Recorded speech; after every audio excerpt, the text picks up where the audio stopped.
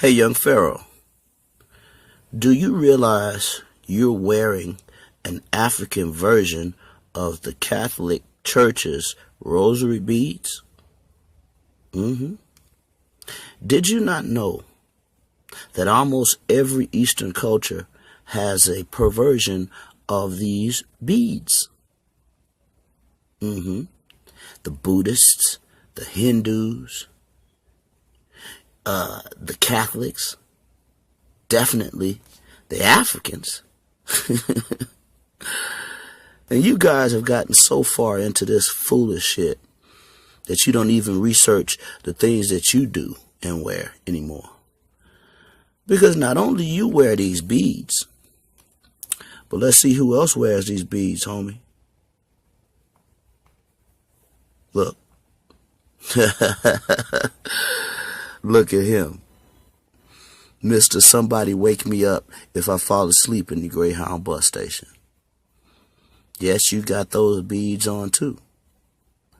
And although these beads that this fool has on and this other young fool have on are not full 108 beaded rosaries, but these are most closer to Buddhist and Hindu tradition rosaries.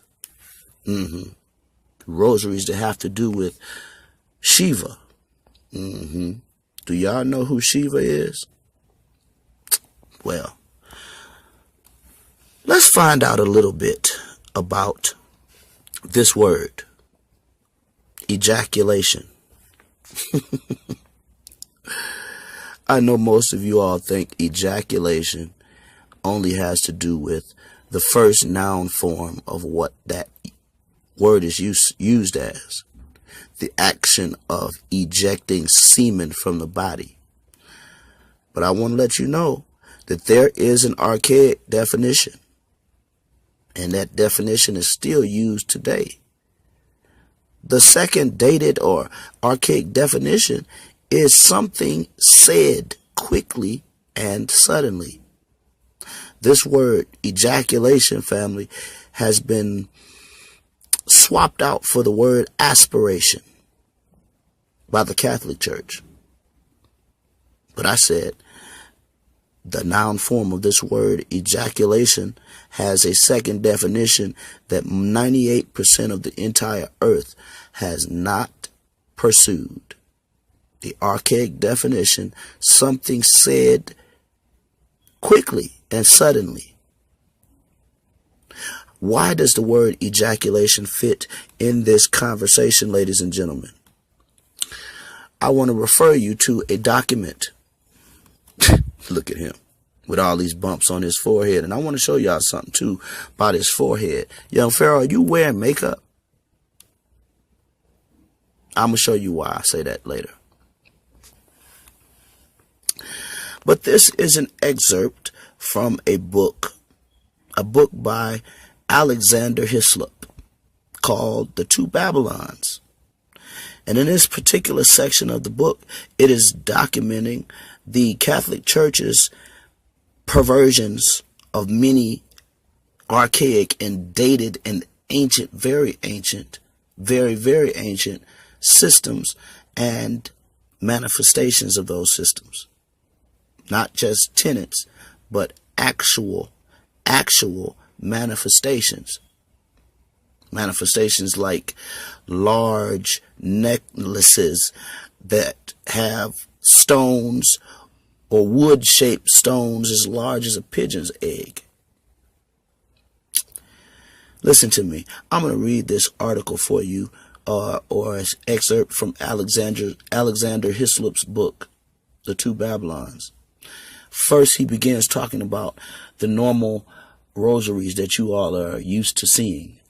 And then he gets down to the perversion that not only extends from the Hindu and the Buddhist cultures, but reach far into these African traditions. And then they throw them up on the website, make it real cool and sell it to you, and you throw it on your neck. Listen to this.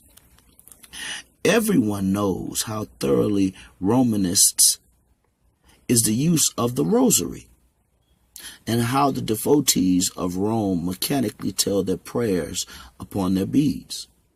The Rosary, however, is no invention of the papacy. I'll say that again. The Rosary, however, is no invention of the papacy. That means the Catholic Church did not invent rosary beads. Like I just said to you, it extends to cultures that precede the Roman Catholic Church. It is of the highest antiquity and almost universally found among pagan nations. That word pagan, although very subjective in this sense, we can understand this nation is considered to be a Christian nation at its root, and every other culture is considered by all intents and purposes pagan by the founders of this nation.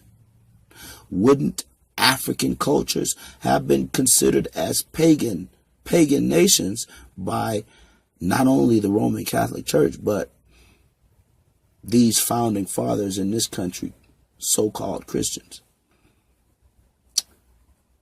The Rosary was used as a sacred instrument among the ancient Mexicans. I said among the ancient Mexicans. It is commonly employed among the Brahmins of Hindustan, and the Hindu sacred books reference is made to it again and again. This is an account of the death of Sati and the wife of Shiva. We find the Rosary introduced. On hearing of this event, Shiva fainted from grief. Then, having recovered, he hastened to the banks of the river of heaven, where he beheld lying the body of his beloved Sati, arrayed in white garments, holding a rosary in her hand, and glowing with splendor, bright as burnished gold. In Tibet, it has been used from time and immemorial, and among all the millions in the East that adhere to the Buddhist faith. The following from Sir John F. Francis will show how it is employed in China. All over the world they use this. From the Tartar religion of the Lamas, the rosary of 108 beads has become a part of a ceremonial dress attached to the 9 different grades of official dress or rank. I'll read that the way they put it because I'm thinking it the way I have it in my head. The rosary of 108 beads has become a part of the ceremonial dress attached to the 9 grades of official rank. It consists of a necklace of stones and coral nearly as large as a pigeon's egg. Yeah, young Pharaoh. Descending to the waist and distinguished by various beads according to the quality of the wearer. There is a small rosary of 18 beads of inferior size, with which the bones count their prayers and ejaculations exactly as the Romanist ritual. Now, you all can pull this up and you can get this. I told you this is Alexander Hislop's book, The Two Babylons. He goes on to even talk about the fact that the Ephesus Diana, not Artemis. Artemis was the earlier, more African depiction of this Greek deity of Ephesus, right? Artemis, aka Diana, indeed has a neck full of beads. But this 18 bead set, these large pigeon egg 18 bead rosaries, young Pharaoh, Is that what you got on? Some perversion of that? I could see him now, counting the damn beads on there, seeing if there was 18 of them. Listen, it don't have to be 18. It don't have to be 108. It could be just who the fuck sold that shit to you under the guise of you not knowing what the fuck it is. Got you out here looking like a goddamn fool, and you're taken from religions left and right. And I also told the people that this same young dumbass Negro has a tattoo of the shield of David on his goddamn bicep. I don't have that picture here with me, but look at the cokehead. He's got his shorter bead set on his neck. You counting ejaculations too, Seti? God damn, boy. Now, how are you getting away from religion when this boy's name is Allah? Pharaoh Allah. He's got the shield of David tattooed on his goddamn bicep, and he's got these ejaculation beads around his neck. And I said this Negro is wearing fucking makeup, because compare this forehead to the forehead you're seeing right now. You sure is ugly. Goddamn, dog. That forehead is ugly. Look at the shade. You sure is ugly. And you wearing makeup and anal beads. Ain't no rosary beads.